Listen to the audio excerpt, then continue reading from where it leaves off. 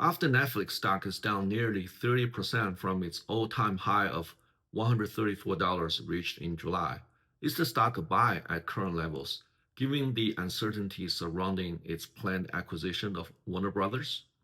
In this video, I will share my in-depth valuation analysis of Netflix's proposed acquisition, outline three possible outcomes, and explain how each could impact Netflix stock price. If you are a Netflix investor or considering becoming one, this video is important for you. This channel is all about investing and personal finance to help you retire early. Today, I will first explain how Netflix can fund the acquisition and how much it could cost. Then I will estimate the intrinsic value of the combined business if the deal is completed successfully. Understanding intrinsic value can help you better plan your investment decisions around Netflix. So let's dive in. Netflix's latest offer values Warner Brothers at $27.75 per share for its filming studios and streaming businesses, HBO and HBO Max. Announced in June, Warner Bros. Discovery plans to spin off its global networks division, including CNN and Discovery, which will not be part of the sale. The transaction values the acquired assets at $72 billion in equity value. Of that amount, $23.25 per share will be paid in cash, with the remaining $4.50 paid in Netflix stock. To calculate the cash portion Netflix must provide, I divide the $72 billion equity value by the 27.75 per share offer price, resulting in approximately 2.595 billion shares. Multiplying this by the $23.25 cash portion yields a total cash requirement of $60.32 billion. According to Netflix Q3 balance sheet, the company currently has net debt of $5.14 billion, calculated as total debt minus cash and cash equivalents. This means Netflix has no excess cash available for the purchase, so the entire $60.32 billion cash portion would need to be financed through new borrowing. Netflix currently generates about $9 billion in annual free cash flow on a trailing 12-month basis. Without the acquisition, its net debt to free cash flow ratio is 5.14 divided by 9 or 0.57, meaning it could in theory repay all existing net debt in just under 7 months using free cash flow. This low ratio highlights Netflix's strong financial position, but that would change significantly with the acquisition. As specified in Netflix announcement, Warner Bros. Enterprise value for the deal is $82.7 billion. Since enterprise value equals equity value plus net debt, Warner Bros. Would contribute additional $10.7 billion of net debt to Netflix upon acquisition. At the Bank of America Strategic Separation Conference, management stated that Warner Bros. The studio plus streaming is expected to be cash flow break-even around the time of separation.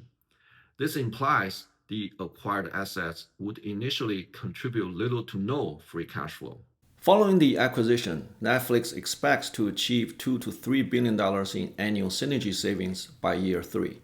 Using the midpoint of $2.5 billion, the combined business free cash flow would increase from the current $9 billion to $11.5 billion.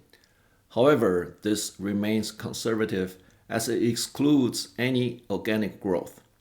Subtracting estimated annual interest costs of $3 billion, assuming a 5% interest rate on the $60 billion of new debt, results in post-acquisition free cash flow of approximately $8.5 billion. Putting everything together, post-acquisition, Netflix's total net debt would rise to 5.14 plus 60.32 plus 10.7 or total 76.16 billion. The net debt to free cash flow ratio would increase to about 8.96 years. While this is a significant rise in leverage, it may still be manageable for a company of Netflix's scale, especially if the future revenue growth from Warner Bros. Content library materialize. which is not included in this analysis. However, this level of debt does increase Netflix's financial risk compared to most technology companies, which typically operate with much lower leverage. So, what is Netflix worth after the acquisition? Before answering that, let's first look at its current valuation. Using my discount EPS valuation model and assuming a 10-year treasury yield of 4.15% and expected market return of 9.5%, a beta of 1.7, a 5-year EPS growth rate of 21%, a slower 16.8% growth rate in years 6 through 10, a terminal price to earning ratio of 18.71, and 2025 EPS of $2.61, Netflix's intrinsic value comes out to $115 per share. For a more detailed explanation how to value a stock, please watch this video. So, should Netflix be worth more or less after the acquisition?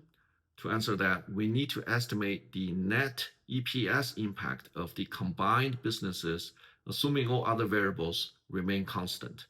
This involves estimating earnings from Warner Bros. Acquired segments and then adjusting for interest expense and share dilution. Based on Warner Bros. Discovery's Q3 earnings, the streaming and studio segments generated $1 billion in quarterly adjusted EBITDA, or earnings before interest, taxes, depreciation, and amortization. Using the company's EBIT margin of 24.7%, we can convert the EBITDA figure into quarterly EBIT of $247 million for those two segments, or about $0.99 billion annually. If you recall, Netflix's additional debt would total $71 billion, including $60.32 billion of new borrowing and $10.7 billion assumed from Warner Bros. At a 5% rate, annual interest expense would be $3.55 billion. Adding the $2.5 billion of synergy savings, the net pre-tax income becomes slightly negative at about $0.06 billion. This indicates that earnings from Warner Bros. And the synergy savings are entirely offset by interest expense. Given this small negative value, I ignore tax impacts for simplicity. Now that we have the earnings figure, we just need to determine the diluted share count to calculate the EPS impact. Assuming Netflix shares trade at $95 at closing, the $11.68 billion stock portion of the deal would result in approximately 122.9 million new shares issued. At the end of Q3, Netflix had 4.34 billion shares outstanding following its 10-for-1 stock split. This brings total diluted shares to approximately 4.463 billion. Dividing net income by diluted shares yields a net EPS impact of approximately negative 1.3 cents. Integration expenses and transaction-related costs are excluded from this calculation, as they are typically treated as non-recurring items in adjusted or non-GAAP earnings. Netflix currently generates a full-year estimated EPS of $2.61. After accounting for the 2.8% share dilution, EPS from the existing business would decline to approximately $2.54. Adding the net EPS impact from Warner Bros. Results in a combined EPS of $2.52.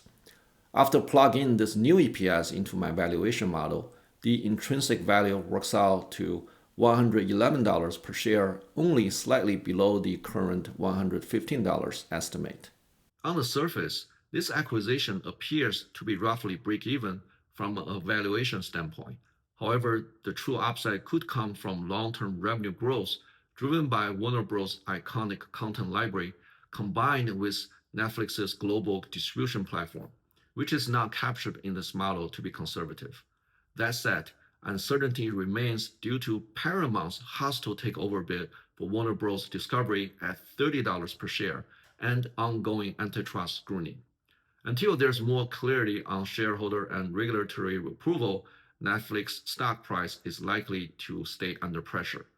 From here, I see three potential outcomes. In the short term, over the next 3 months, The best outcome for Netflix would be Warner Bros. Discovery accepting Paramount's offer, allowing Netflix to walk away and collect the $2.8 billion breakup fee.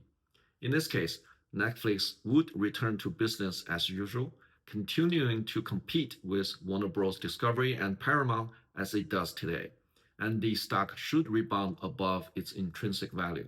Over the long term, the best strategic outcome would be Netflix successfully completing the acquisition, potentially outbidding Paramount, absorbing the added leverage, and unlocking unmatched growth opportunities over the next several decades.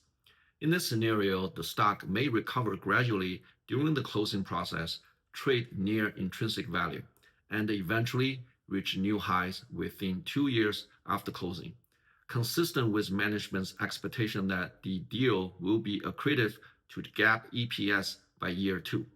The worst case scenario over the next 12 to 18 months would involve Netflix continuing a bidding war and even legal battles with Paramount, taking on additional financing risk and ultimately failing to secure regulatory approval. This would result in a $5.8 billion breakup fee without completing the acquisition, likely causing the stock to trade below intrinsic value and potentially drift lower if uncertainty persists. Regardless of the outcome from a valuation perspective, even under the worst case scenario, financing breakup fees and legal costs will still leave Netflix intrinsic value above $110. Bottom line, I would be a buyer of Netflix shares near or below $90, even acknowledging that upside may remain limited until the acquisition outcome becomes clear. As we wrap up the year, I truly appreciate your continued support of this channel, and I wish you and your family a happy and successful 2026.